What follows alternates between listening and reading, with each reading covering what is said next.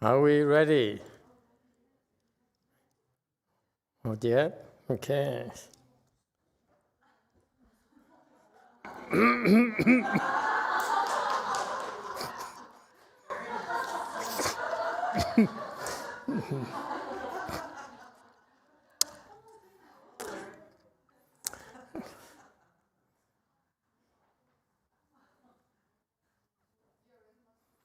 Hello, everyone. Welcome. Tonight, I was looking for some steel beads, just in case.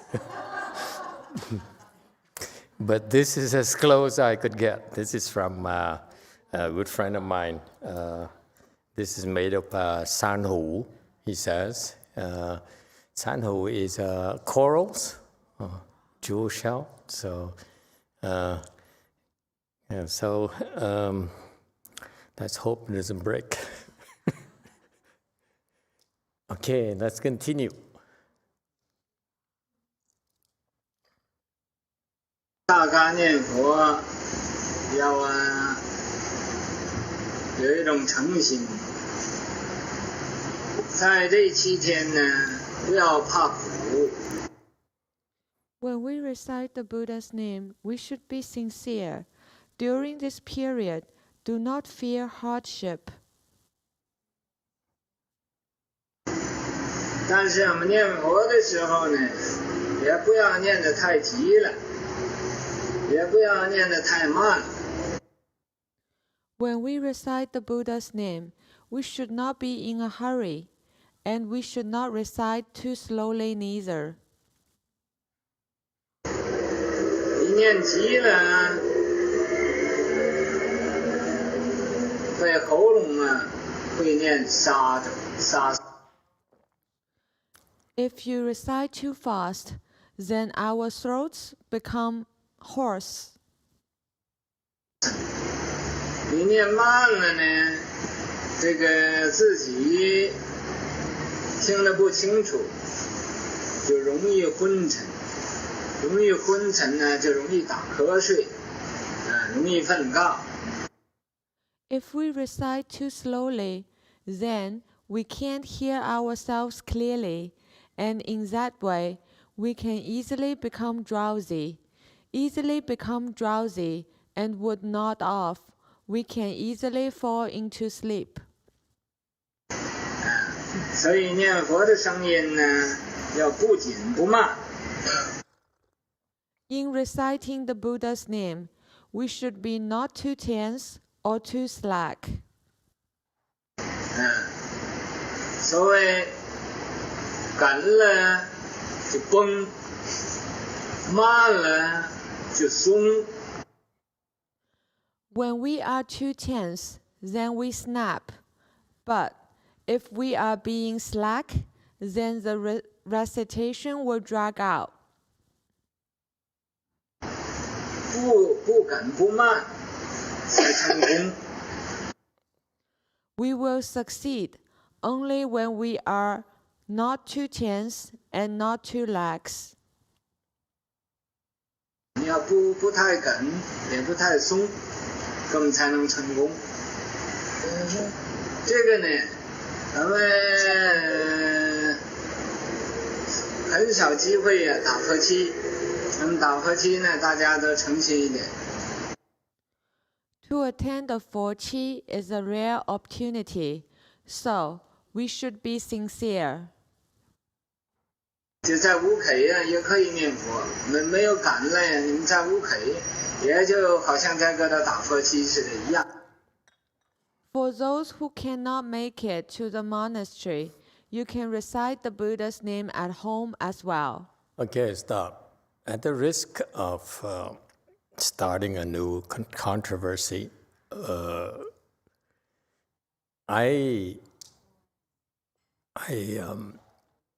feel that the instruction about you reciting the Buddha's name, not too fast, not too slow, is a good guideline. But it's not really necessary in our environment. Okay? I happen to believe that when you recite the Buddha's name, just recite. And when you are anxious, recite when you're anxious mind. When you're lazy, recite with a lazy mind. Okay? But the idea is to concentrate on the recitation itself. Don't worry so much about speed, slow or fast. I don't think it's necessary at all. For beginners, maybe the students who first learn how to recite the Buddha's name, yeah, it makes sense to remind them there's a speed involved here. But for us who practice Chan in particular, been practicing Chan, which is the emphasis of our temple, Chan pervades all our practices, whether it's eating, whether it's doing ceremony.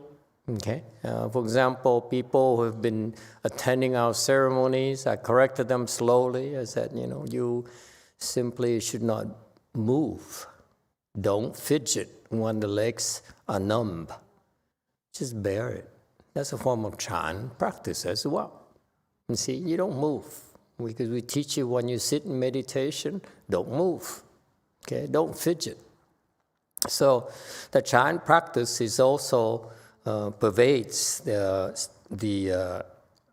evening practice, the recitation practices, and also the Buddha's name practices, recitation practice, because you simply do what comes naturally in your state of mind. The main thing here is to concentrate on the task at hand. So again, for new initiates, newbies, yes, it makes sense to remind them there's a speed here, don't rush, don't be too lax.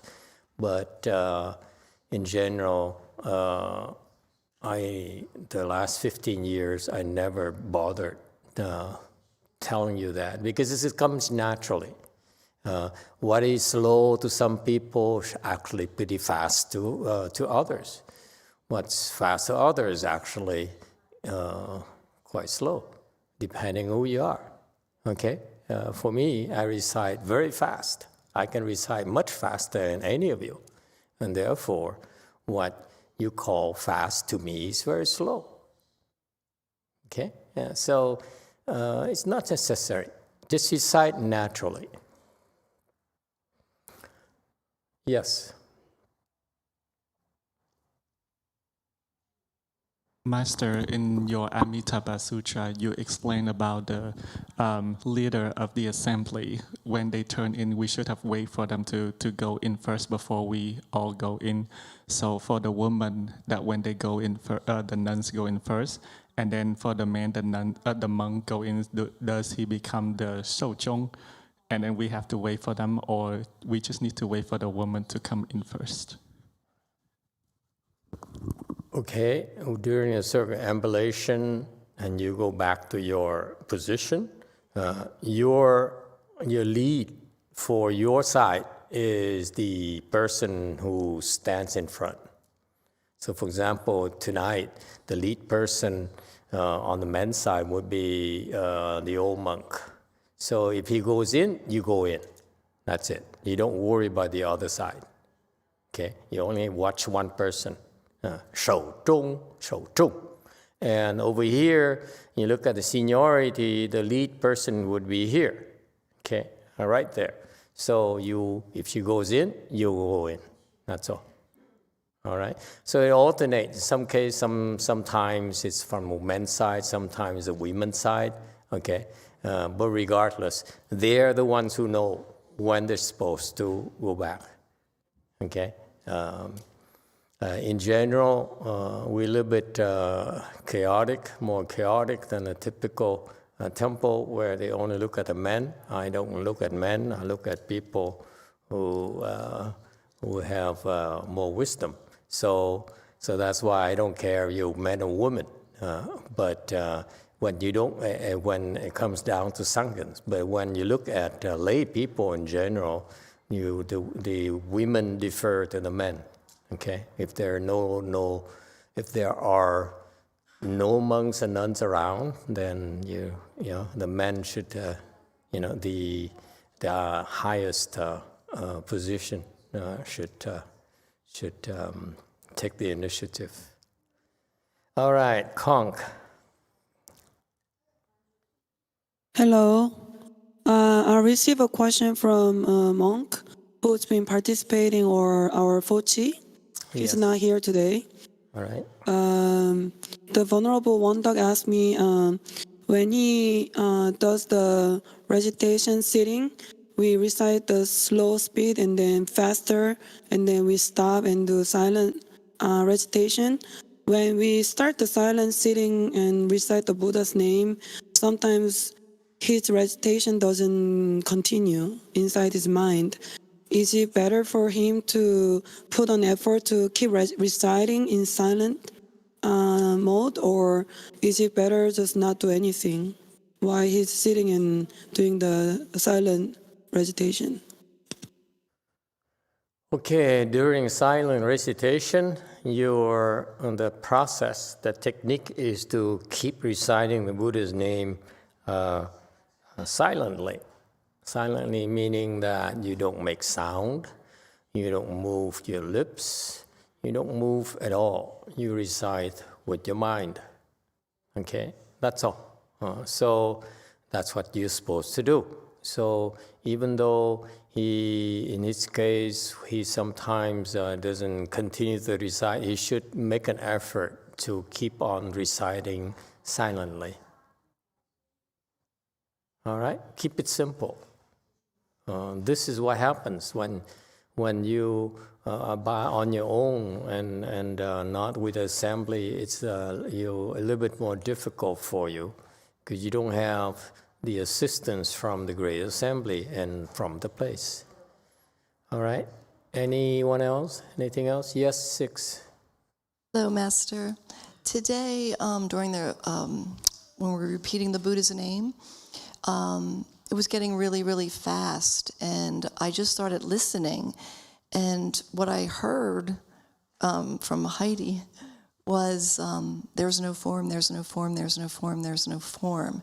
And a lot of the times when I'm listening, I drop out from chanting it fast, and I'm just listening, and I'm hearing different words. Is that normal? Ignore it. Concentrate on the Buddha's name. Anything else doesn't matter. All you do during this Fochi is to recite the Buddha's name. Whether you're doing it right now, at then, or even right now, it's a good practice to use your beats, even and recite even as you're listening. You go like this. Actually, do we have any beats? I meant to do this, but I keep forgetting. Do you have beats? Are they here? So they're not here. Okay. Actually, I would teach you a new technique, and that is, some of you are doing it already, but you don't realize it's a pretty good technique. Most Buddhists know that. So when you recite, I strongly urge you to use those short beats, which the Asians are known to do. They carry the short beats. This is too long. This is just as a prop. No, you never know. When you take chances like I like to do, can never predict what's going to happen.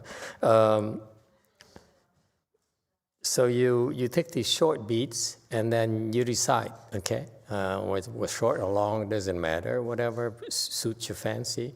And you recite, so you recite Emitofuo, Emitofuo, Emitofuo, Emitofuo, Emitofuo, Emitofuo, Emitofuo, whatever, okay? Whatever your language is, recite. And what happens is that you do it long enough, it becomes no longer a sound recitation, but actually it's a tactile recitation. You touch a beat, that's Emitofuo. See, you don't even think about it. This is Emitofuo. You see, so you can talk, and this is at the same time you actually do Emitofuo as well. So you recite by touch. You see, Emitofuo, Emitofuo, Emitofuo, Emitofuo, Emitofuo, Emitofuo, Emitofuo, Emitofuo. See that? So you're learning to constantly be reciting the Buddha's name. It's kind of a nice technique. You should do it, especially in our environment, where during the 4G sessions, you should do what everyone else is doing. Outside of it, for example, you go and take a break, have some tea, coffee, or whatever. Okay, you should continue to recite the Buddha's name. Okay, and use those beats. Okay, so give them those beats. Okay, if those of you don't have it, so that's why you see these people usually do. The monks and nuns like to have a short set of beats like this, maybe shorter, and they keep on doing when they talk to you. And that's a technique behind it, is that you recite by touch. Okay? They don't quite put it for you, but this is what I would shoot for if I were you. Okay? So, because I recite so fast that you know, this is too slow. Okay, it doesn't matter how fast you go, this is way too slow for me. So that's why all I have to do is touch, and I know it's Emitofuo. Okay, you understand the technique? Am I making sense to you? You touch it, it's more touching than thinking. You pull it, it's Emitofuo. You see that? You don't think anymore. You program your mind. This is, by the way, pretty advanced. But, oops, I gave you the advanced technique in the free session.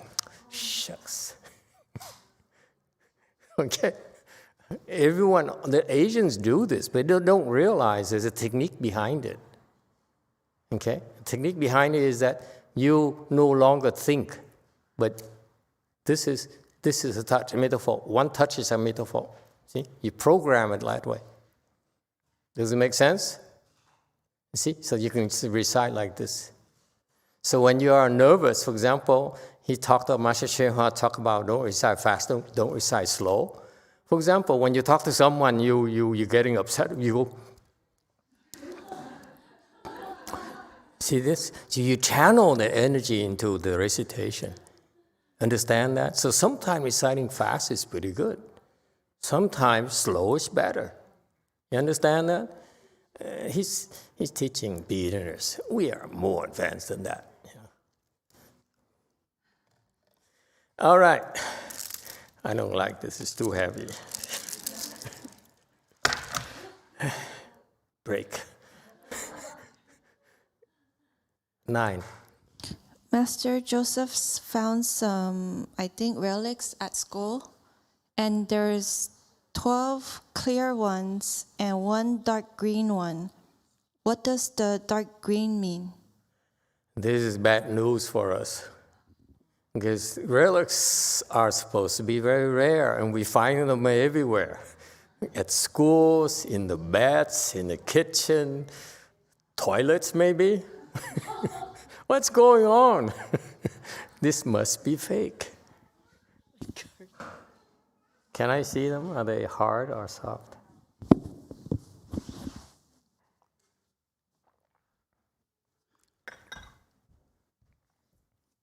Where did he find this at the school? Can't see anything. Under the counter? At school?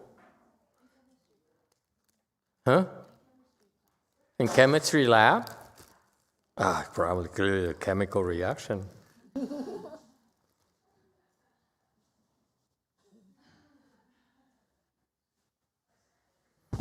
This is green or blue? Dark green looks like it's, yeah, it has green tones in it. Yeah, it's green. It's pretty good.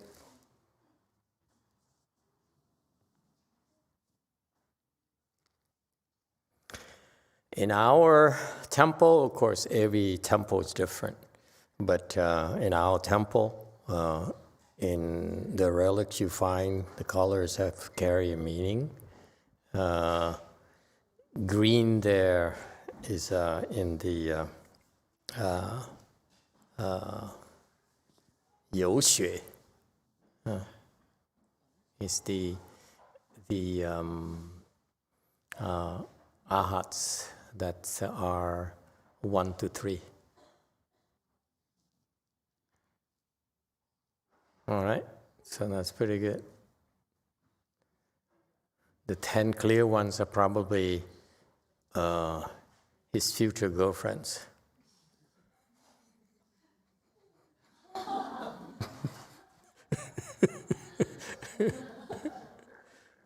Or concubines, why do I know?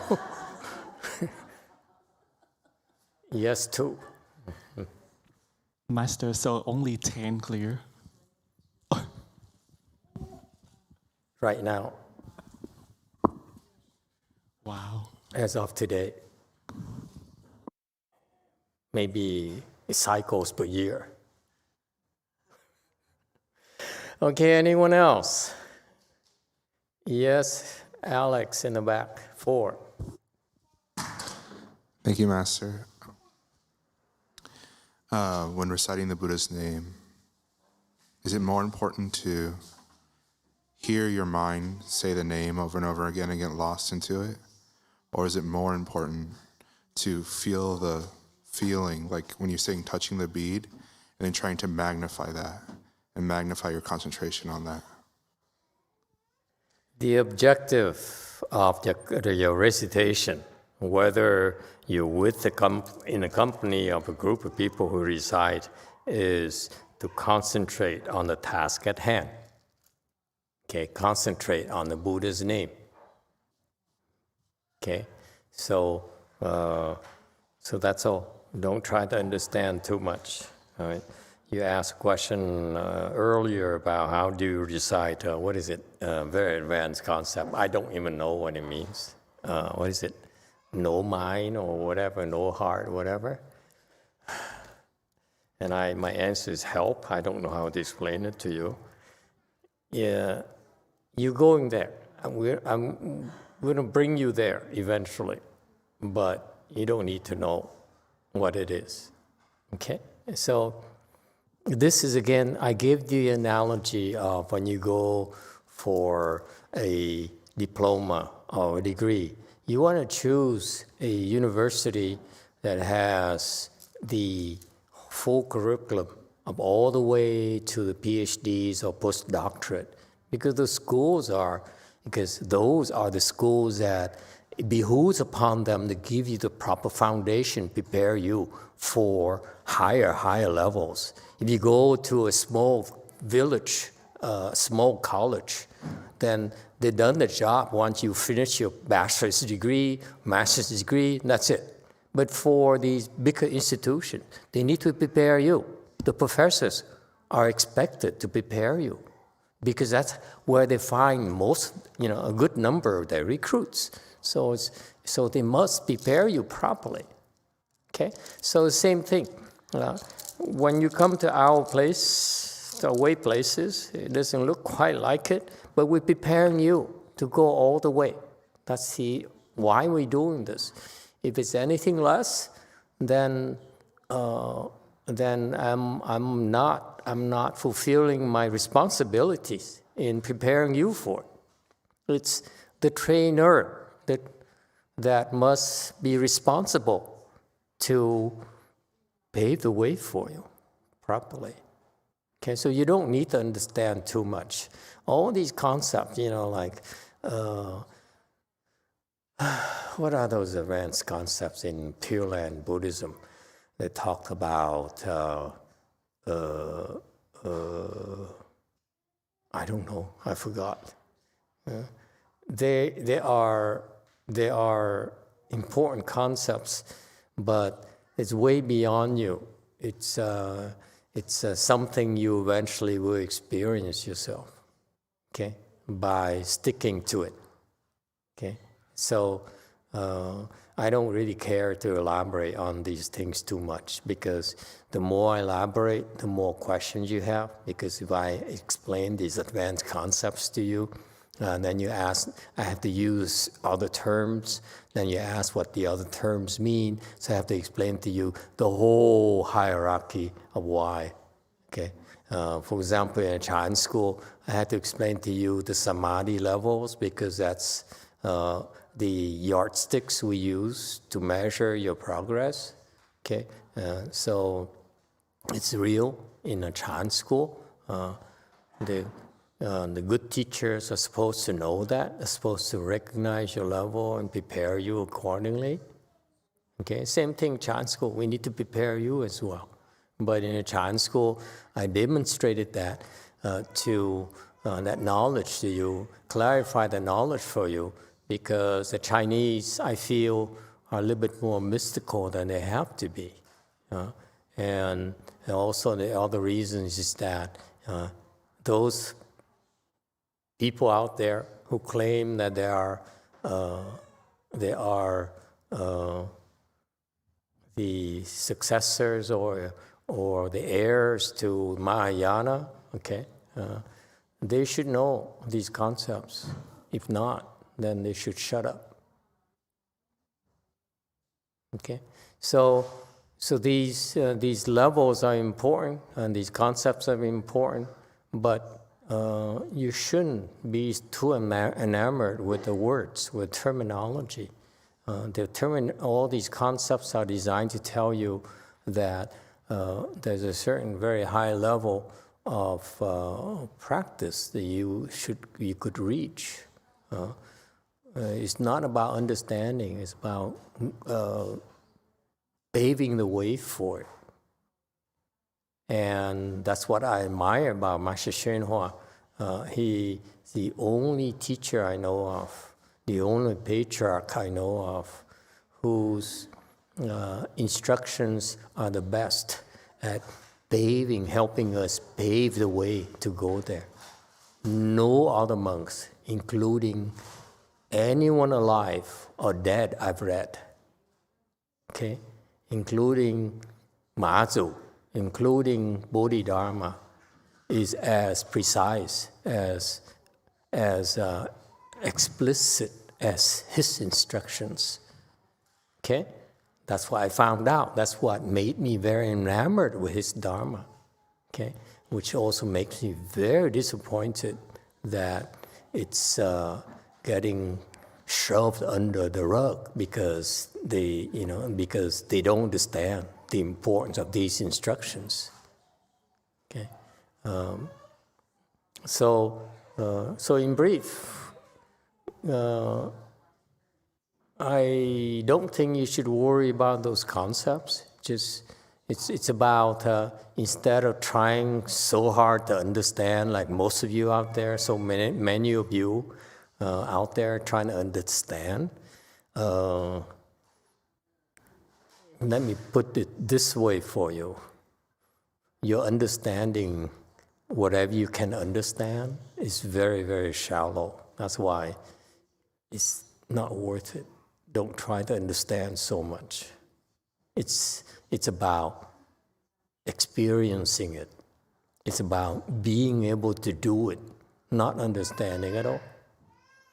So in order to be able to do that, you need to be able to practice and follow the instructions, follow the training. That's all. So it requires a certain level of faith, okay, that you're getting help to get there, because that's what we all require. I had to have help at first. They had to protect me at first, otherwise I wouldn't be able to practice. Don't be so sure of yourself.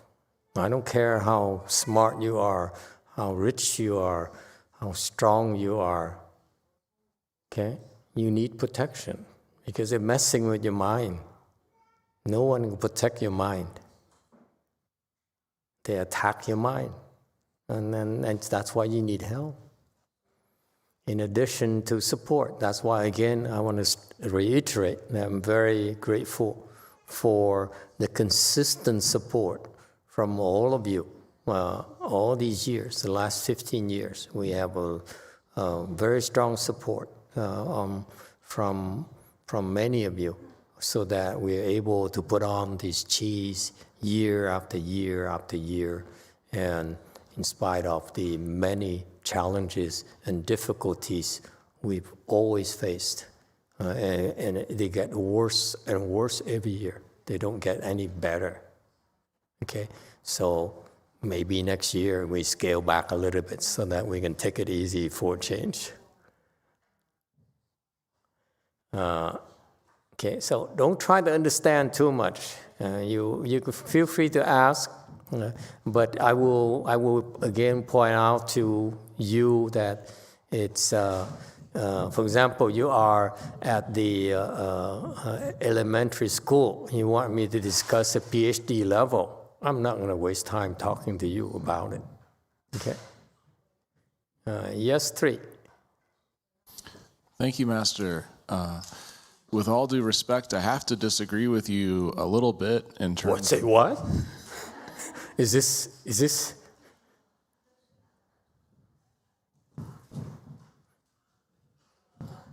Continue. I'm shocked. With your permission, Master. Thank you. I remember attending my first Chanchi at Lu Mountain Temple, I think like 7 years ago now. And it has gotten much better, in my opinion. For those of you who did not experience Chanchi at Lu Mountain Temple, it was very nice, but the carpet, compared to what we experience here at Wei Mountain Temple, if I were to describe it as sandpaper-like, it would not be untrue. We have very comfortable seats and cushy carpet here at Wei Mountain Temple, which for my meditation is much better. So in my humble opinion, Master, the Chans have improved quite a bit over the years. Thank you. That kind of disagreement is okay. Q&A. Master, when we plan rebirth blessing with the temple, are those blessings helping us this lifetime? Like, say, resolve our obstructions or other things, or they're only relevant after we die? The rebirth blessings are helpful immediately. And indefinitely, as long as our temples stand, are staffed. And that's on purpose. Okay? It's because these the rebirth blessings, for example, are helping right now towards reducing your obstructions for rebirth. They also are increasing your blessings level right now, so that when you go there, you'll be born into a better neighborhood, as I like to put it. Okay, and also that's important because after you get there, our people over here still continue to create blessings to send to the Western Bliss Pure Land to support you as well. Okay, so that's why the rebirth blessings to me are one of the best things we have to offer. All right? Yes, 2. Master, I have 2 questions.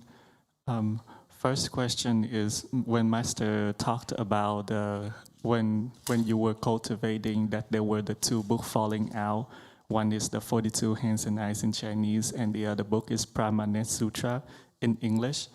And you explained that Master Shenhua told you to practice 42 Hands and Eyes. And what about the Brahmanet Sutra? Brahmanet Sutra, I don't remember that. It's long ago. But so long ago, I don't remember. Brahmanet Sutra is the sutra that explains the Bodhisattva precepts. So it has multiple meanings. Brahmanet Sutras means that as I walk my path, I need to keep the Bodhisattva precepts. Okay? And also I can use the 42 hands and eyes to practice the Bodhisattva path. Okay? Or I can teach the 42 hands and eyes in order for you to do all those things. And that's what we're supposed to do. Kong.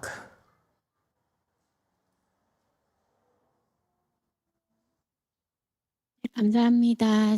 저는 회향 공덕에 대해서 질문이 있는데요.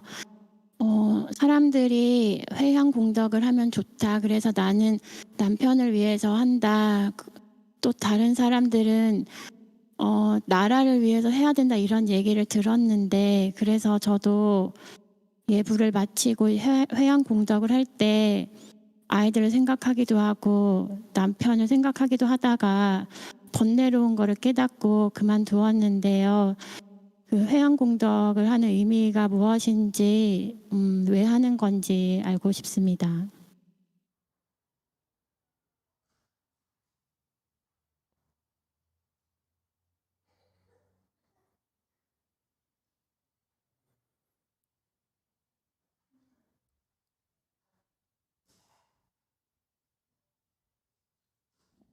Call the first, we cannot hear.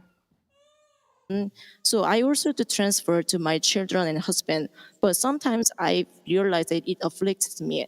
So I'm wondering what's the meaning of the transference? Afflicts what? In what way? What's the nature of this affliction?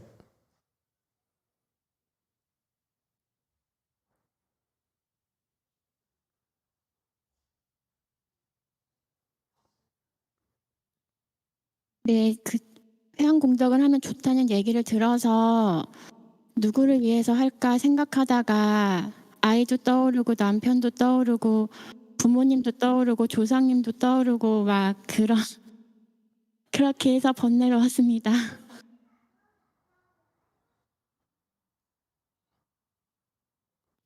She got afflicted because she does not decide to whom she needs to transfer the merit.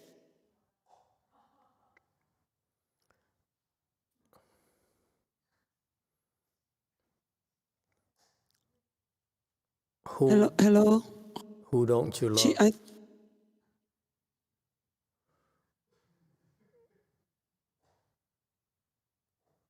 Yeah, go ahead. Clarify. So in Korean language, she says she heard that transferring the merit and virtue is a good thing. So she was standing there and doing the transference, and then the thought of her husband pops up, the thought of the children pops up, and then the thought of the mother pops up, and then the thought of the ancestors pops up. So all these things become affliction for her. So she's a little bit confused if she should still need to do the transference after reciting the Buddha's name or doing her regular practice. And she's wondering what's the meaning of the transference and how to do it right. Does it mean that she's afflicted because she feels that she's giving away all her blessings, all her hard work, and then the husband doesn't get anything, the children don't get anything, the mother doesn't get anything? Is that why she's afflicted? The Asians, they speak indirectly, they're like oblique. Is that what she means? Why is she afflicted? I still don't get it.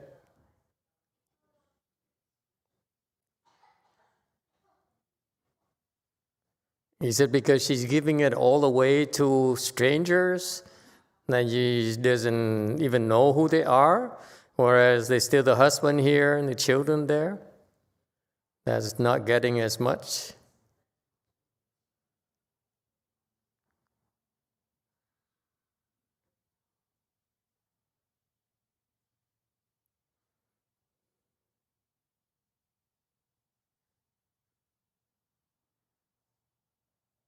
그냥 어떻게 해야 되는지 몰라서 혼자 이렇게도 저렇게도 해봤던 게 번뇌였던 것 같습니다.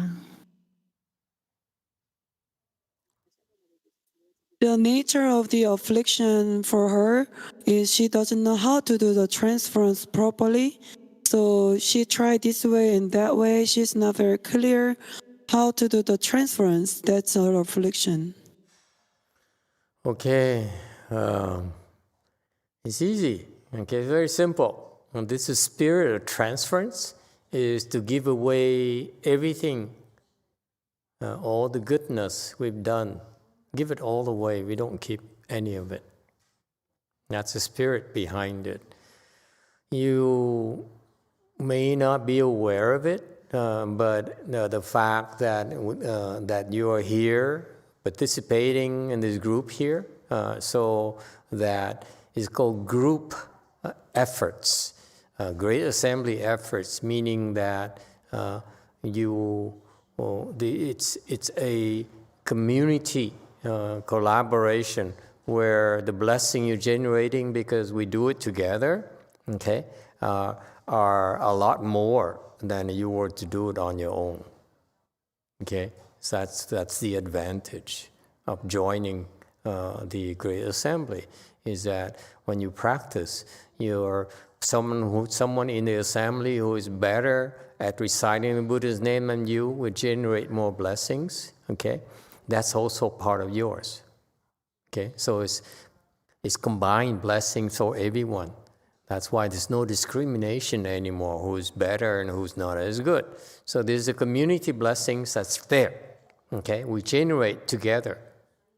Okay, that is part of all the people that this belongs to all the people who took part in making it happen. Is that clear? Meaning those you here, also the people who have been supporting and make it happen. For example, kitchen staff, people who have been donating food to feed us, okay, drinks to feed us.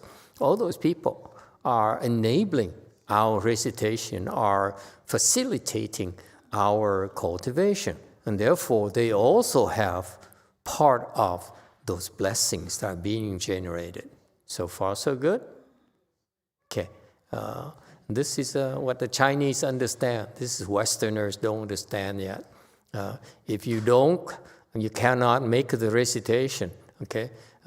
By all means, if you think of it, I would support. I mean, at the risk of sounding like I'm promoting, doing self-promotions, I would, if you plan to go and you can't go, I would find a way to support, find things to support, like make a donations of money, of rice, or whatever, okay? Clean the bathroom, whatever, okay? Even though you're too tired and you can't do anything, okay, and I maybe will go clean the bathroom.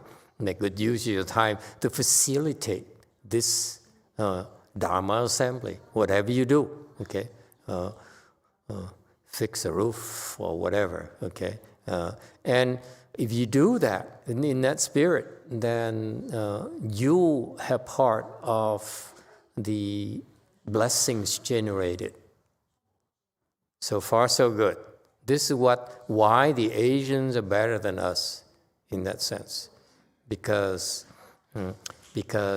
their culture has this feature built in, where Westerners don't have it. Westerners are more used to, I give you, how much a burger costs nowadays? $5, then that's when I get a burger. Okay. Whereas in this thing here, in this in Mahayana, you support people who are doing great things. And that's all. And that because of that, you have part of the benefits. All right? So, so when you do that, and of course, if you come to the temple and you recite, okay, you participate, that you also are contributing towards the great assembly, generation of blessings and work. And with all that work we all do, part of this process here for you is at the end of the day, we give it all away. We don't keep any of it. Okay? In doing that, we are learning, we're practicing the giving, paramita. Whatever is good, you would not believe how great the blessing we generated from this assembly, because there are many, many people who are much higher level than you. I guarantee you. Look at yourself. The fact you're here, you don't realize there are many, many beings who are here who are much higher level than you. Why? They're here because they want to support this assembly. This is one of the rare places where wherever they are, these people, whether it's gods, whether it's bodhisattvas, will come here in order to support the assembly and contribute to the assembly. Okay? These people cannot send rice, they cannot send money to a different plane. So what do? They come here and they participate, they recite the Buddha's name with you. So that's why collectively, not just you, but also the support people, they're also here. The beings who are here to support the assembly. Every single assembly has support beings who show up in order to support the assembly. And again, one of the ways to support it is by reciting with you, participating with you.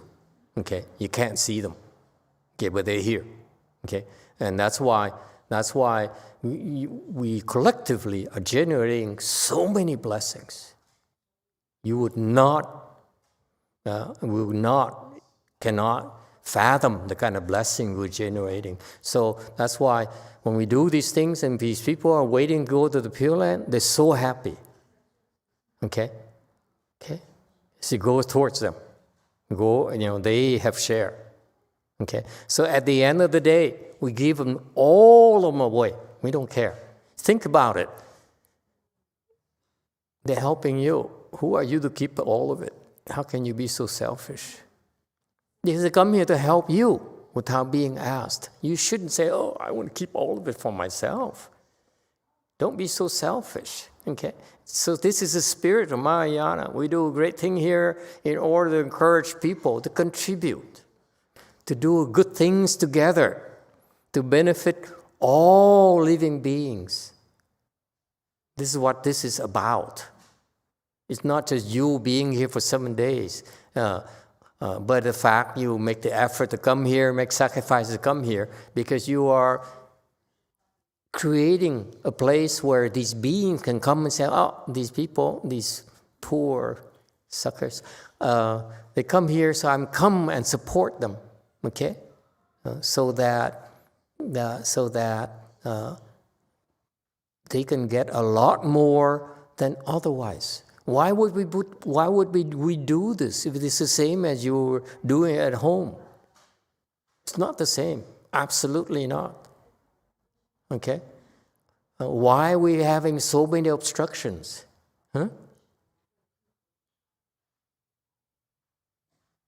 It's not just the nicer facilities. We have more. You have better facilities to help help us accommodate more of you. But actually, with that, Because the more you come, the more these beings come and support us, the more obstructions I have to resolve. Okay? And what you're seeing is obstruction right here. 2 years ago, I was lying on my bed, my deathbed, for 2 months. Okay? Being just a punching bag. Day after day after day. Okay? And it's the same. It's the same. They turn the guns on me so that I cannot lecture for you. I don't need to be here with you because you have plenty of support already. Okay? But what I do here for you and for them is speak Dharma, explain the Dharma for you, differentiate the Dharma for you. So this is the obstruction. I have to be stopped from doing it. You see that? But this is child's play. Yeah, what's a big deal? Okay? Yeah. Resolving it is not a big deal. That's why I'm using it to teach my disciples that you better be careful. It's you meddle on other people's problems. Someone has to pay the price. Make sure you're ready to pay the price. Don't be stupid. Don't go for the fame. And go for the profit because you have to pay eventually. Yeah. That's why some of Master Shenhua disciples, they understand that. So what they do is they collectively ask you to recite. Recite for a sick child in Myanmar or something, who has cancer or something, so that all the cancer spread out over 10,000 people. That's baloney. That's not practicing giving. When you help. And pay the price.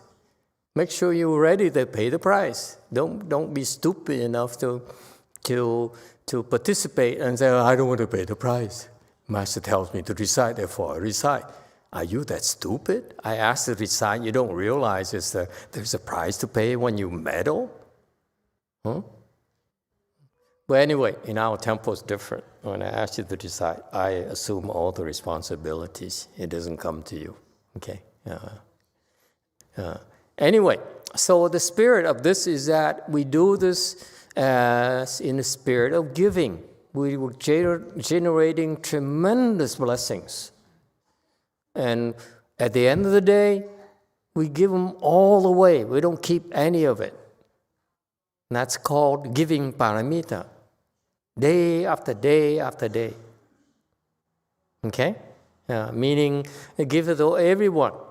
Including her husband, her children, her mother, her ancestors, and so forth. Okay, they're all included, all living beings. So they don't get much, actually. And that's called the spirit of giving. Okay? And then the Chinese teach you after that, when you give in that spirit, you have a lot of blessing coming back at you. Okay? Yeah. Meaning, whatever you give away will come back many, many times to you. That's why we give it away. Okay? Yeah. Because when you practice giving, it never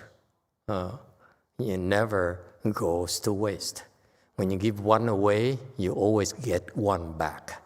You give everything away without any hesitation, without any debate, any consideration. You're getting back many, many more, many-fold. Okay, that's why we give it away. We learn just to give it away. Whatever is a good thing here, please eat, please use it, please enjoy it. Okay, that's the spirit of giving as well. Spirit of hospitality. Remember in Asian culture, in most cultures, we have a spirit of hospitality, mind of hospitality. That's a giving paramita right there. Okay? Please enjoy my chicken.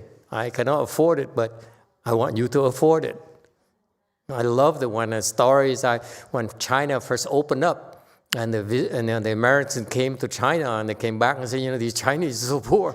So when we show up in the house, they went to a neighbor and borrowed a chicken and chased chicken around the chicken for a while, caught the chicken, killed the chicken, and then give it to eat. And they themselves don't normally eat chicken.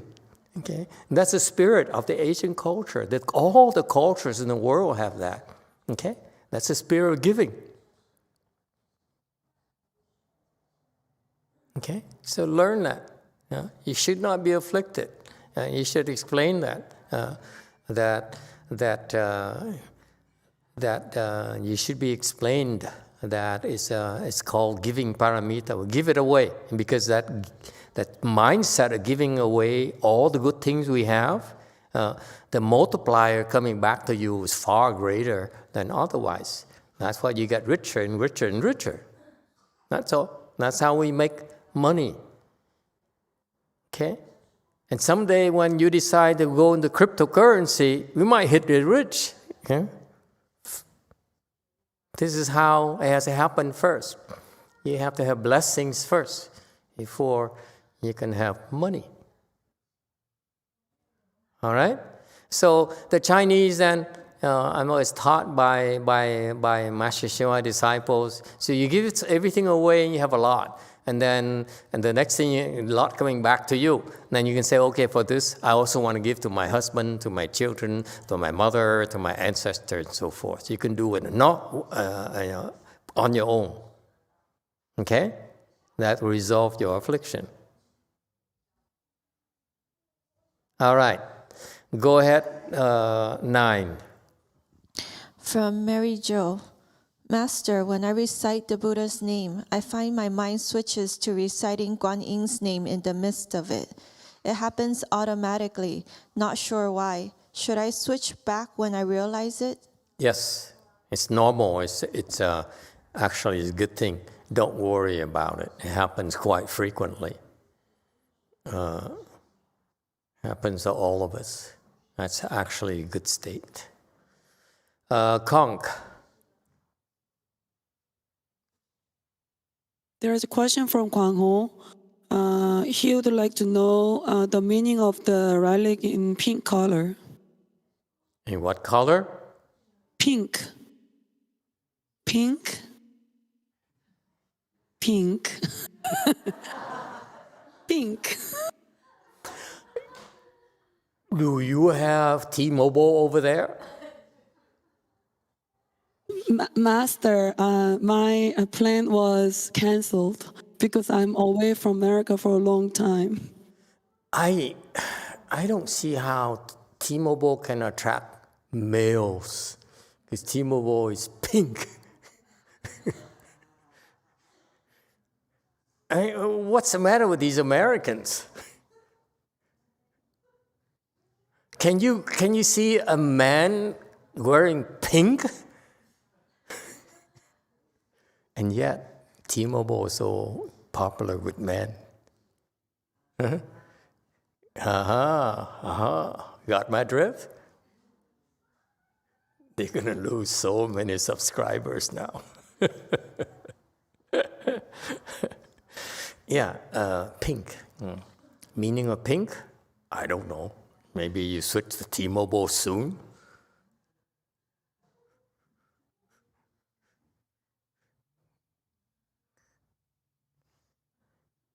All right, anyone else? Yes, 5. 네, 정토에 가기 위한 연불을 할 때 아미타불 연불만 계속하는 게 좋은지, 아니면 중간에 대비주나 사실비수환도 같이 중간중간 하는 게 더 도움이 되는지 궁금합니다.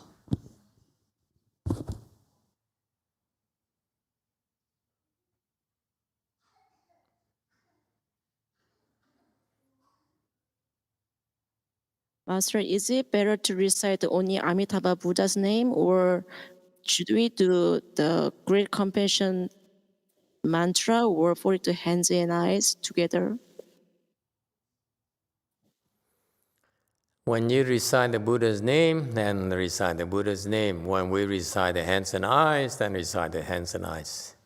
Okay, just follow the schedule. Do what you're supposed to do. So in break times, remember, this is a 4-chi, so you recite the Buddha's name. Okay, why?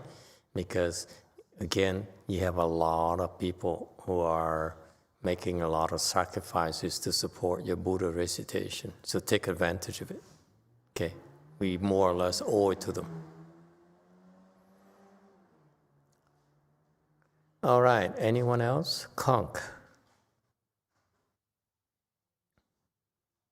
Master, I have a personal question. My mother has been coming to Fochi to attend, recite the Buddha's name. And then a few days ago, she showed me the idea that she wants to give money to me because she's been working hard and saved money whole life. And I'm the only daughter. So she doesn't like the idea my father spent it all. So I told my mom that I'm a left-hand person. I don't need any money. She can use the money for herself or do good things, but she cannot accept the idea, so I just let her be as she is. My question is, if my mom give me the money and I give it to Master, can she benefit from it too? It benefits me more than benefits you. I mean, can my mother benefit from it? Not that I'm complaining, okay? Let's get this straight. All money is welcome.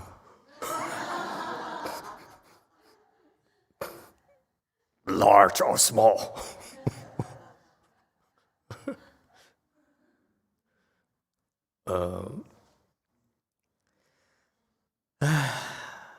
You are Korean, you don't know anything about Asian cultures, good Lord.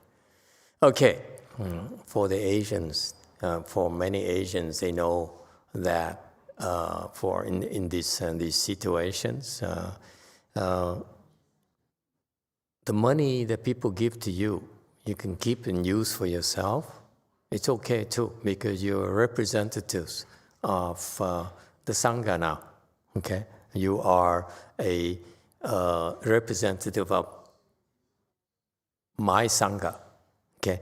So therefore, when your mother or someone gives money to you and you receive it, okay, it's perfectly okay. Now, even though they don't realize they're giving it to the Sangha, we don't have to tell them, do we? What do you think? What they don't know cannot hurt them. Okay, so yes, there is a stage right now where you are a Sangha member, a bona fide Sangha member, and therefore you can represent the Sangha to do these things. However, in your case, it's a personal thing. She meant it for you to, for your personal use. Okay. Then you have many options. You can buy a Porsche and give it to me so that I don't have to buy one. Or if it's a lot more money, buy a temple and give it to me so that I don't have to buy one. Or you can give it all to my representative who sits right not too far from you, so that now you give to the Sangha. Okay? So then you have even more blessings than buying a Porsche. I mean, a little bit more. Okay? And so, because understand the nature of multiplier. When you give something, why in some cases you have more blessings than others. The difference in your getting more blessings, because I be blunt with you, not everything is the same. Not all monks are the same. Okay? I used to lie to you. I used to tell you, oh, go and donate to this temple and that temple on behalf of the Triple Jewel. and it's all the same. It's not. It's not all the same. It's no different from you planting a seed in the field in Korea versus planting seeds in the field in America. They have different conditions for growth. You cannot have the same exact crop, okay, same exact results. Is that clear? So the general line, the corporate line is that you give to any temple, you give to the Sangha of 10 direction. It's true. It's true. You can give in that spirit as well. But at your level, it's slightly different. You want to maximize your blessings for now. Okay? So your blessings, the multiplier, the thing you get back is directly proportional, is affected by the kind of goodness that's creating from the use of that donation. Okay, so for example, someone gives the temple a bowl of rice. Okay, and so what kind of blessings? Well, it depends on what we do with the bowl of rice. Okay. We use a bowl of rice and eat it ourselves and then go play tennis, okay? Then the bowl of rice is not being put to good use, is it? Okay? Then the blessings generated are not much. Yeah? Whereas you get a bowl of rice and you eat, and then you go and recite the Buddha's name, participate in this assembly Dharma here, a great assembly thing here, then you're generating a lot of blessings, remember? So therefore, the multiplier is much bigger for the donor of a bowl of rice. Okay, so that's why in our world, we are constantly aware of that. When someone gives us something, it is imperative when we accept it. It's our responsibility to do the maximum good possible with the donations. When we eat it, then we must cultivate. If we buy cryptocurrency, then you better get real rich. I'm kidding. Yeah. Okay, so the Sanghas, the people, the temple should know that we should maximize it because it's what we owe to the donors. Okay, so in her case, she can accept. It's quite commonplace because the parents care for her, and so she should accept it as a daughter. But at the same time, she's also wearing another hat. A hat of a Sangha representative, okay, a representative of our Sangha. So the mother's blessings are more than just the blessings from the act of giving to her own daughter, but also giving to a Sangha representative. It's humongous. Okay, when you do that, then that money should be forwarded to the temple. Don't use it because you're not authorized to use the Sangha property without permission. All right? So it's easily solved. Okay? All right. Anything else?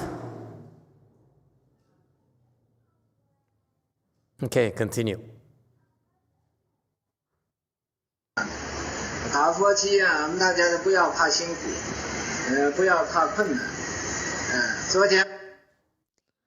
At home, we should have a fochi just like the real deal. We should not be afraid of hardship or difficulty. All right. Let me make a comment. Okay. It's very good if you're able to recite the Buddha's name at home. But let me stress for you. After all these years, I have to be honest with you. Okay, you are much better off when you're able to come to the temple, come and join us, because you are so much better off. You have so many more blessings. It's well worth it, trust me. Okay, I'm saying this to you in all sincerity, in all honesty, because this is what motivates me and us to continue to grow and make ourselves more available to you, because it's beneficial for you. Because personally, I don't care for more temples, but we're doing it in order to maximize the benefits for you, okay? To the donors, the supporters, as well as for you. Because reciting a Buddha's name, participating in the Dharma assembly here is far, far more beneficial than you're doing it at home. But if you can't, then do it at home as well, it's okay too. But there's a big difference, okay?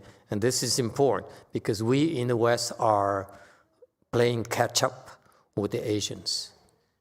And in order to catch up with the Asians, meaning that even though our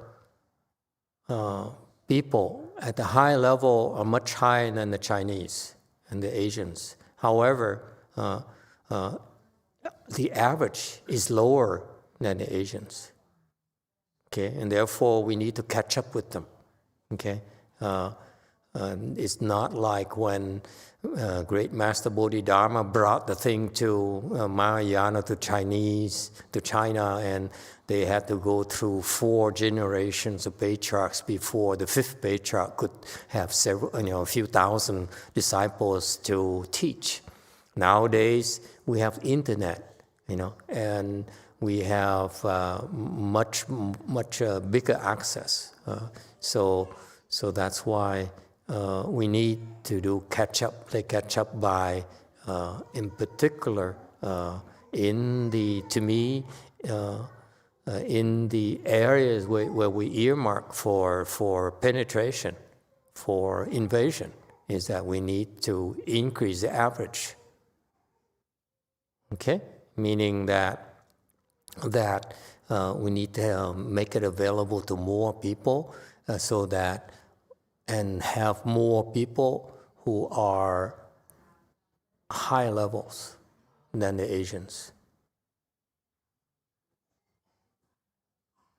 Okay? Because the Dharma is about you. It's not about me at all. I don't matter. I'll be done very soon. So what is left is so that's why we need to improve our average, and don't think we're better than the Asians yet. Conk.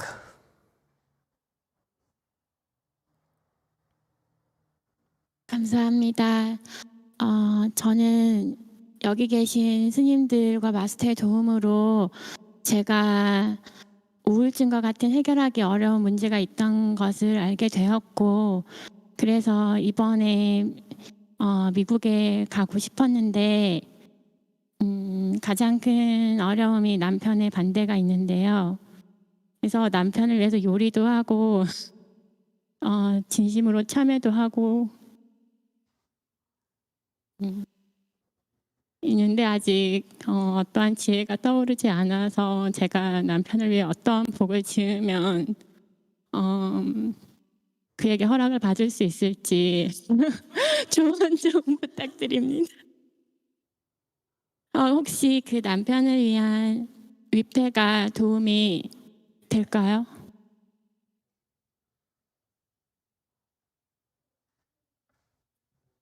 Ruth's question, Ruth discovered that she has depression through the help of the Sangha and Master so far, and then she wanna improve further and overcome this problem. So she wants to go to America, but the biggest obstacle is her husband's opposed to it. So she's been cooking for the husband. She's been doing the repentance for the husband.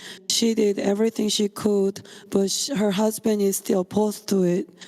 But she And then she tried to figure out how to resolve this problem for a while, but there's no wisdom that she can find. So she would like to know if there's any plug that we pay? Is there any particular plug that she can use in order to solve this problem? That he has to pay?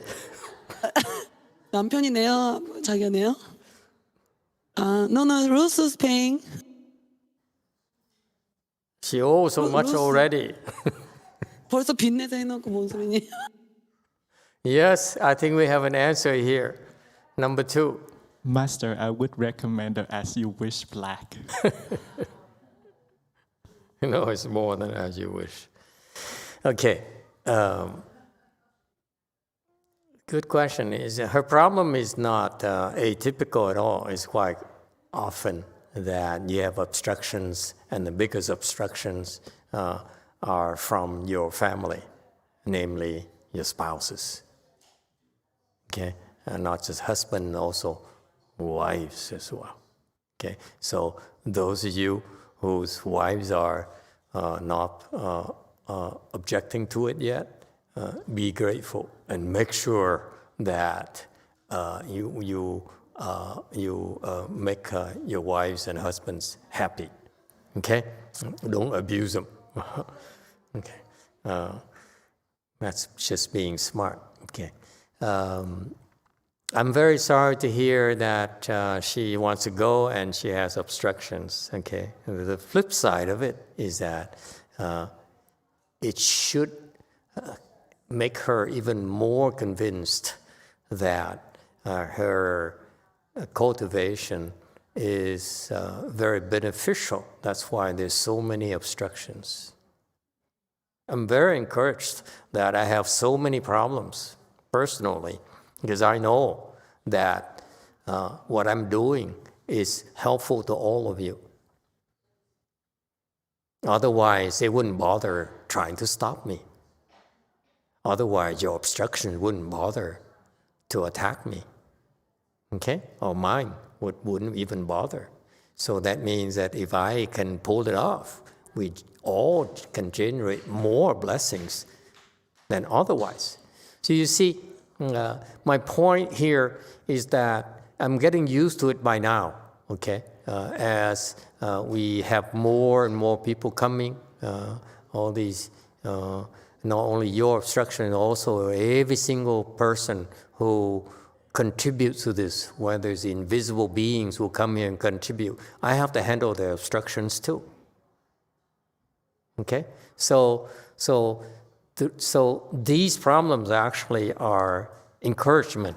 Do not take it wrong. Okay? Yeah, you have depression, your tendency is to say, oh, this is so bad, why is it so hard? It's hard because it's going to help us, all of us. If it's easy, what is it called when it's easy? It's called death. Death is easy. Your decay is easy because it's natural.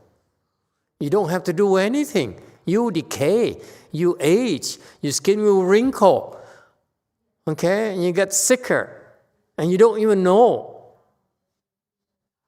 And by the time your doctors find out, it's too late.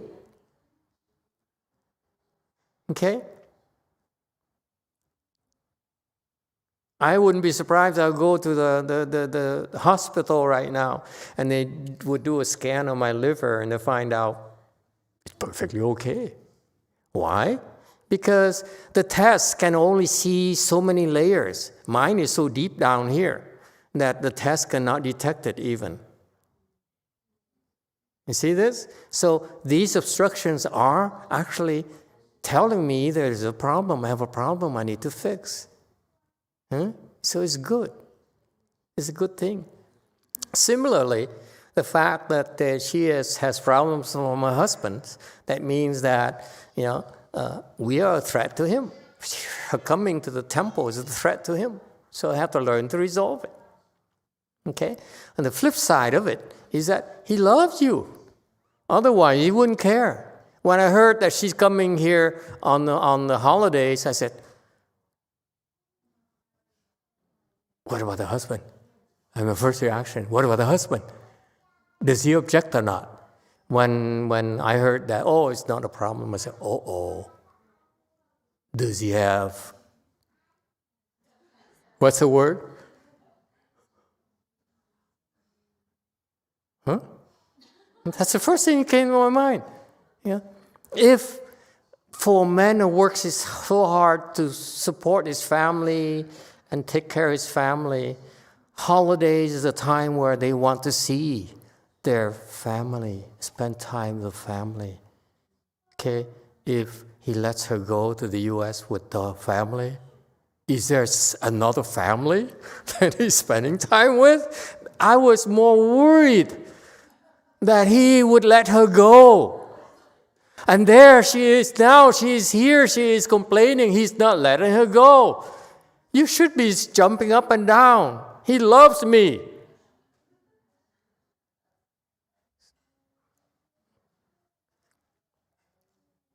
He's a good man. He should be objecting. What's the matter with you? We are his rivals. Not another woman.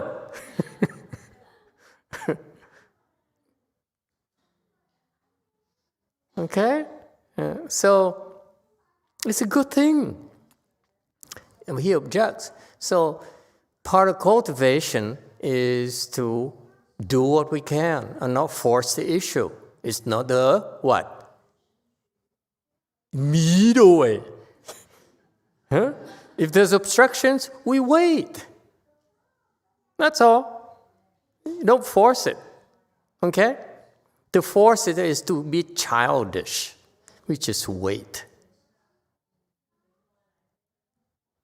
That's all. And meanwhile, the obstructions means you have some karmic debts, so keep on paying the debts. Okay? You probably should get a master's, made his master plaque for him, get a past creditors, it's still not enough, get more and more and more and more. That's all. The Dharma is there. The dosage is not enough. Increase the dosage. Okay? And it may not work this lifetime, but you know that you owe. As long as there's obstructions, that means that the debt is still not repaid yet. So, increase the dosage. Okay? That's all. That's all you can do. And that's called cultivation. We do what we can. Okay?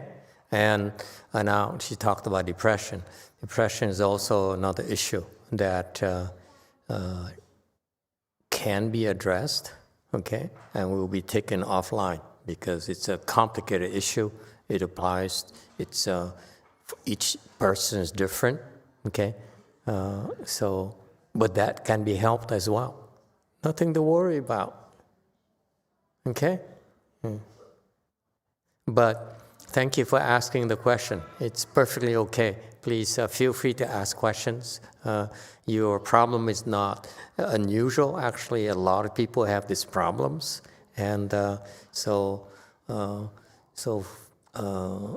thank you for sharing it with us. Yeah, exercise person? Kong? 마스터 아미타프 찬찬. 그 초반에 법문 주셨을 때 이제 테크니컬하게 이제 그 염주를 활용한 그 염불법을 설명을 해주셨습니다.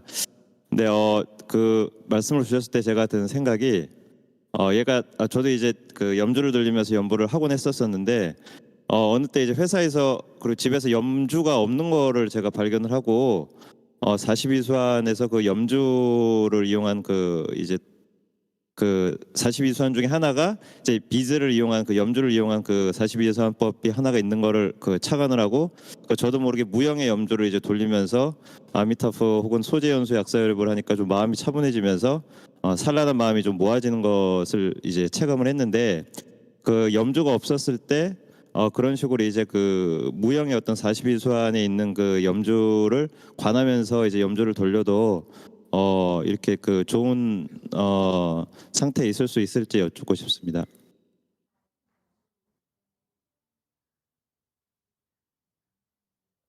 Master, when we don't have the beads, is it okay to contemplate the 42 hands, eyes? One of the hands is the beads. So is it okay to imagine the imaginary beads and then recite? Which hand are we talking about? The beads?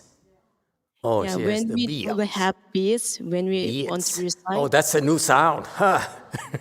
The beads. The Korean is so creative.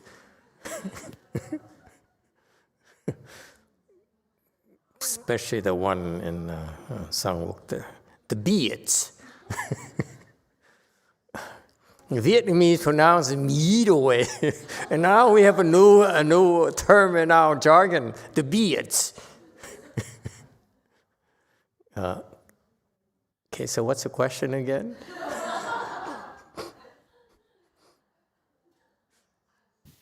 When we don't have beads, when we want to, beads, when we want to recite, is it okay to imagine an imaginary beads and recite? Give them your beads. We're not that desperate. Master Z, give him your beads, please. You the abbot. How can you let your people, recite and have to imagine the beads? Is it that bad? I mean, now. Here, have mine.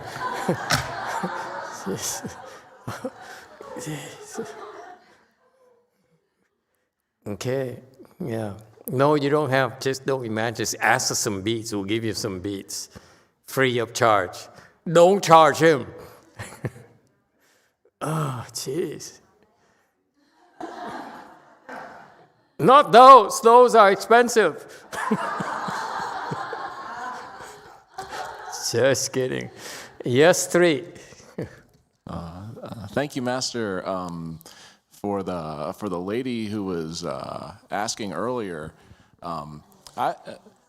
I've been fighting my wife about coming to temple for many years now, and I think I can share some of her techniques that work on me from a husband's perspective, if it may be helpful. Okay, please do. Okay. Share. Number 1, this one always works. I want you to go with me. I want you to go with me. Number 2,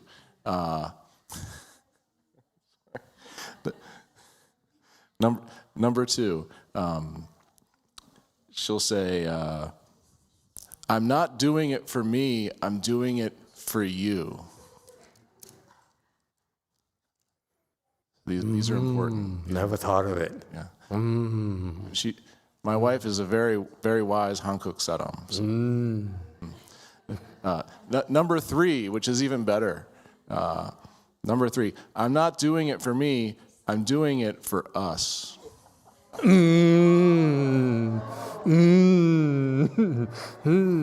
Hey, it's being recorded, right? We don't want to lose any of this precious jewel. Yes. And then sometimes my wife will say, "You're always complaining when it's time to go to temple. Why are you being such an obstruction?" And then I'll tell her, "Because I'm the validation you've always been looking for. You're welcome."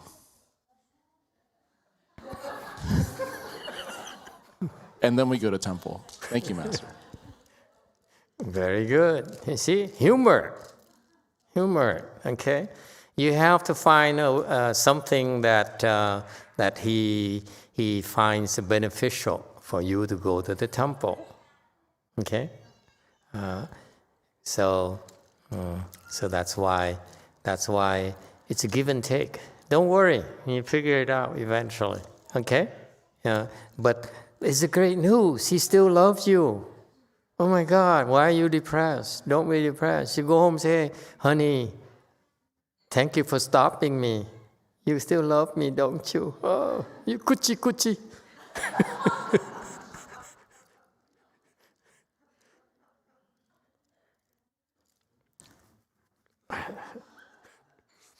Yes, can't continue. As for we suggest there's all sorts of things like, why don't you go to the department store right next to Joe Kong and get a nice dress for him, once in a while. He worked for you all day, every day. Yeah, slowly. No, don't overdo it. Small dosages,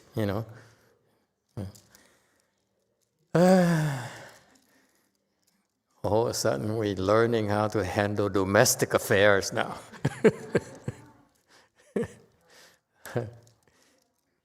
Yes, 9. From Malcolm. Master, it seems women are naturally more flexible in the hips than men. Does this mean they have an advantage in practicing Chan meditation?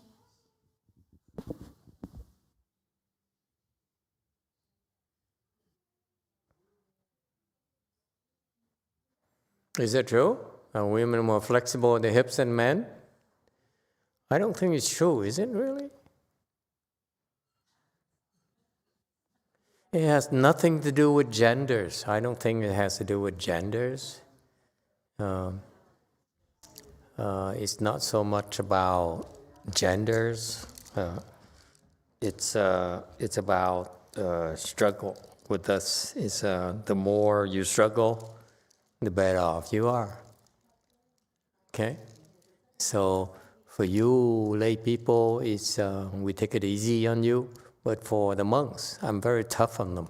I'm very proud to tell you that. Okay? We make them struggle. No, I'm going to help. I help you, but I don't help the monks. I let them die. You have enough? Don't you have enough? Quit. But you're weak, so we need to help you. But it's about struggling. Chan training is about struggling. I struggle so much in my journey that all these obstructions. My first reaction is that all? Is that all you got?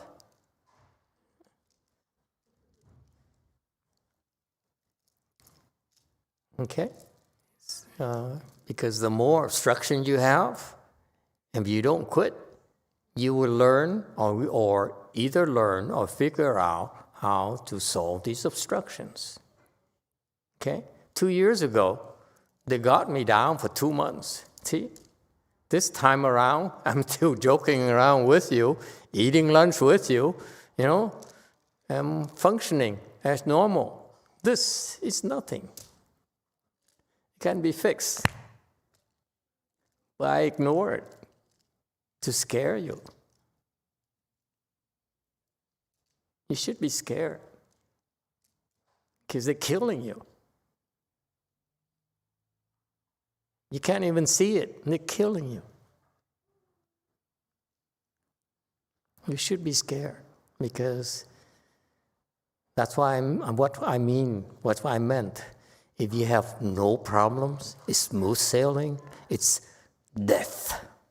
They're killing you and you don't even know.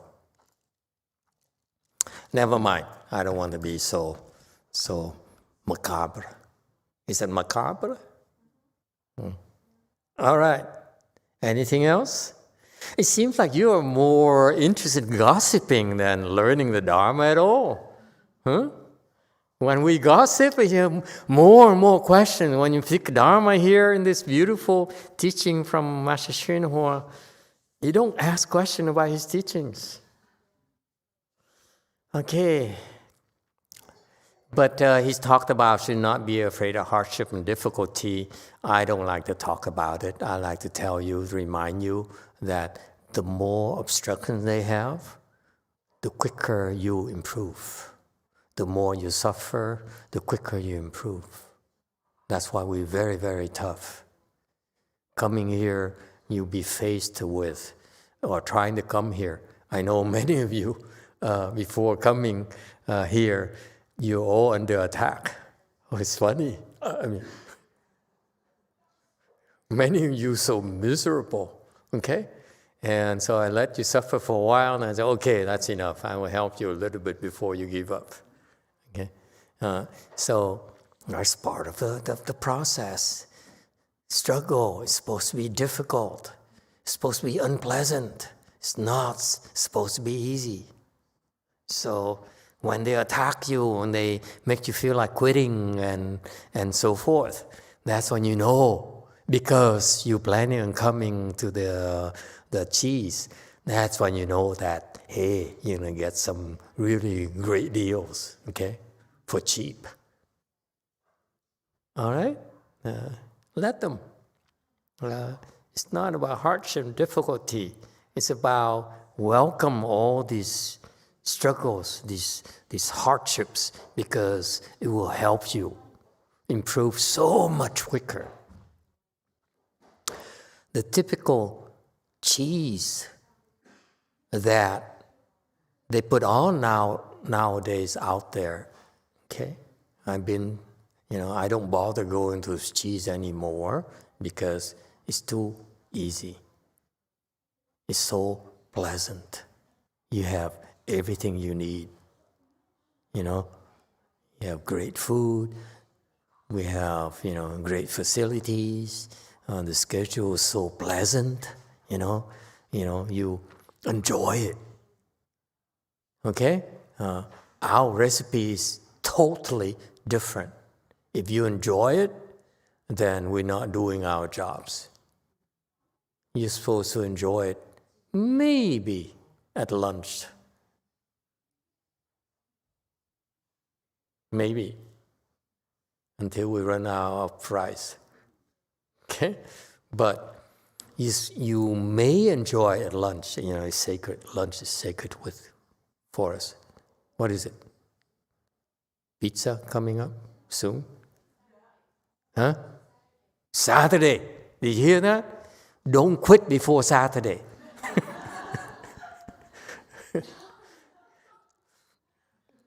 You see, so you work hard. Now we give you a moment during lunch and whatever to exhale and enjoy yourself, and enjoy the meal, enjoy the company, and complain. The master is never around. These people don't know what they do. Like I said, and you release the pressure, but you go back to the Buddha hall and you keep working hard. Okay, it's hard work. It's supposed to be a struggle in our environment. It's not supposed to be pleasant. Pleasant, go somewhere else. I was so disgusted when years ago, I went to my master's temple, the big temple, and I was doing in their bowing, the bow thing that what they do every year. And I realized, wait a minute, I'm feeling too good. Something is wrong. And it is. Because I realize they pull a trick here that to me is dirty. Okay? I am not that desperate. I prefer you struggle. I'm not going to help you. Okay? So that's the difference. You're supposed to struggle. If you're not struggling enough, work harder. Okay? And so this is what makes us different from a Chinese. The Chinese says, like Master Shenhua, he teaches them, he says, hey, you should not be afraid of hardship and difficulties. No, ours is slightly different. We look for hardship. We look for struggles. We look for obstacles. Okay?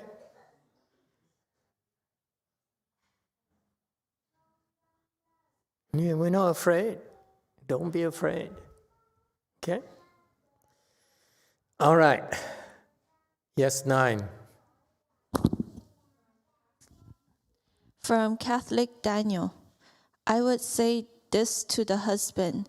It's better when women are allowed to go to the temple. They become more docile. Oh, please. Oh, I would not touch that with a 10-foot pole. Oh, I know. Nice try. You're the devil. Okay. Anyone else? Yes, 6. A Di Đà Phật, thưa thầy, con xin cảm ơn thầy với lại tất cả các sư cô với các thầy đã tổ chức cái chi này để tụi con được dự chung. Con được gặp rất là nhiều bạn mới cũng như bạn cũ đồng tu. Thì ngày hôm nay con thấy là con rất là được may mắn khi con nhìn thấy ở trong cái screen TV ấy, con không biết ở một trong những cái 2 chùa ở bên Đại Hàn mà có một chị đó để đứng lại thôi mà không có ai hết. Con không hiểu là chị đó có can đảm đến mức nào mà chị có đến chùa có một mình, mà trong cái chi chỉ có một mình chị thôi thầy. Lúc tụi con đi vòng chung quanh chùa, con trông thấy như vậy, con cảm thấy con sung sướng và may mắn có những cái bạn đồng tu, mà chị chỉ có một mình. Dạ, cảm ơn thầy. A Di Đà Phật. Master, first of all, I would like to thank you and all of the monk and nun here that organized the G's for me to have a chance to come. And then I meet a lot of old friend, new friend, and practice together. And then I saw on the screen TV in one of the branch temple in Korea, there was only one lady that she was doing bowing and practice along with us. And then I saw that, oh wow, this lady is so brave. And then when I look around me, and then I feel that I'm so happy, that I'm so lucky to have a lot of people surround me. Very good. Yeah, I was wondering about that too. Is she homeless or something? But we're glad to have her. This is also helps illustrate our spirit as well. As long as one person comes, we will hold a chanchi, a fochi. Okay? We don't discriminate whether it's 1 or 10 or 100. Okay? So looking at it from a different perspective, that one physical person there actually enables a lot of other living beings, especially invisible ones, to come to that particular location. Okay? It's more than just more participants than you realize. We may be small to you, but actually a lot of beings are looking forward. They really appreciate the chance to come to these various locations in order to do the fochi and the chanchi. So don't be fooled by the size of the Buddha hall or the size of the audience. Actually, it's a lot more going on than you think. Okay? So, but yes, so we're very pleased that we are able to do a fochi at Jewel Mountain. Okay? Yes, too. Hello, Master. Thank you for inviting me here. I've had a lot of obstructions in this fochi, and at one point, like a day or two ago, I was almost packing up and ready to go, but at the last minute, I just stopped myself, like, no, I gotta try to keep on going, hang in there, and that's what I've been doing. So thank you for all your help.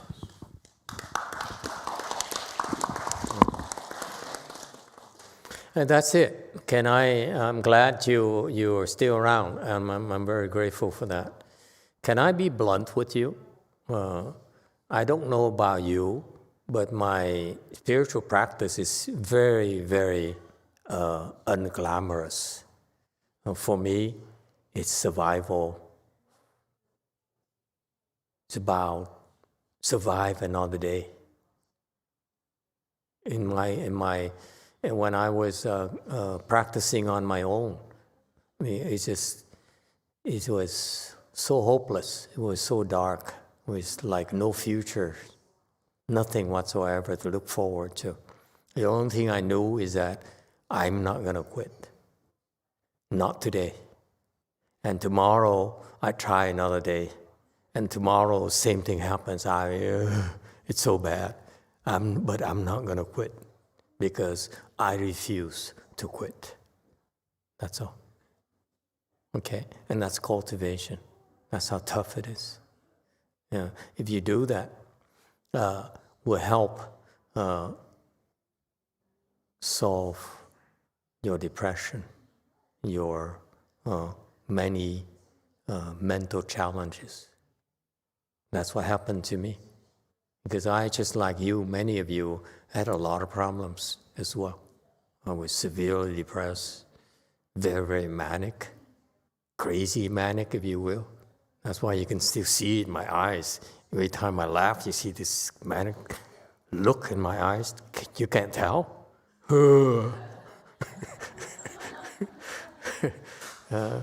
It's a lifelong thing, you know? So the struggle is very good for your soul.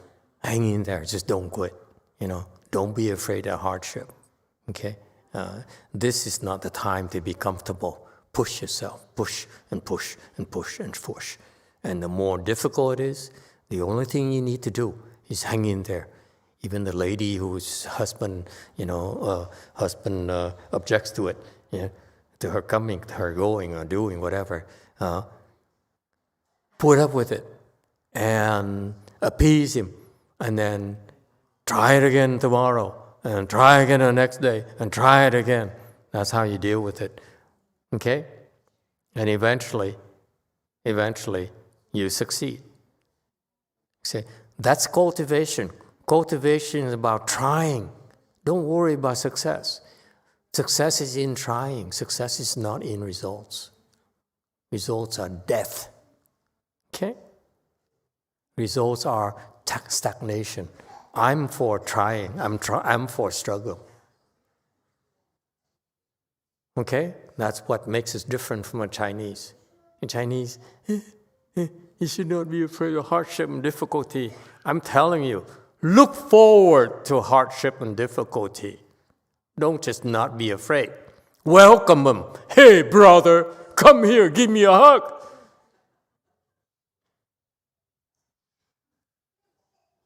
That's how tough we are. Okay? Yeah.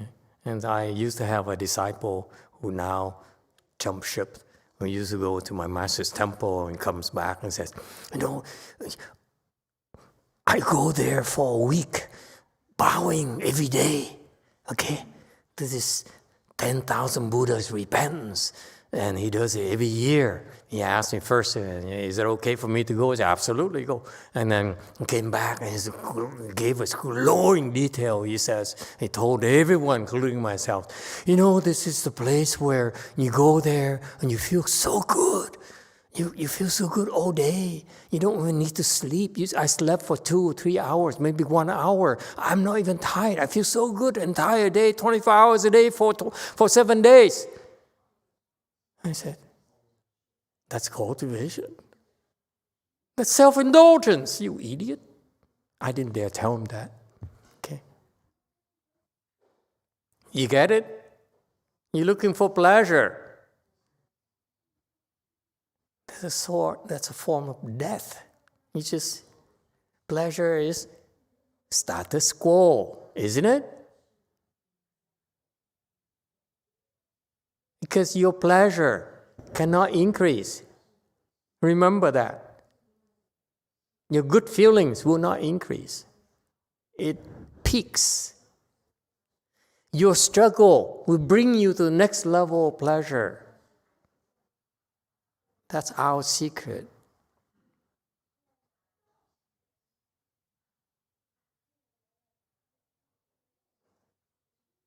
Okay? So the Asians, they look for pleasure. They look for, I go there and and within a short time, I feel so good. I stay good. I feel good every day.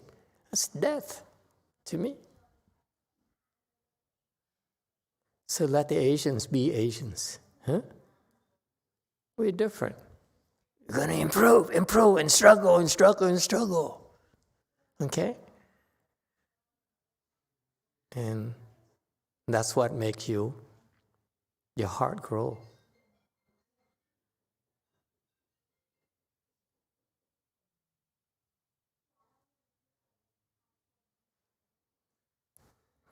All right. Time is up. Thank you, everyone.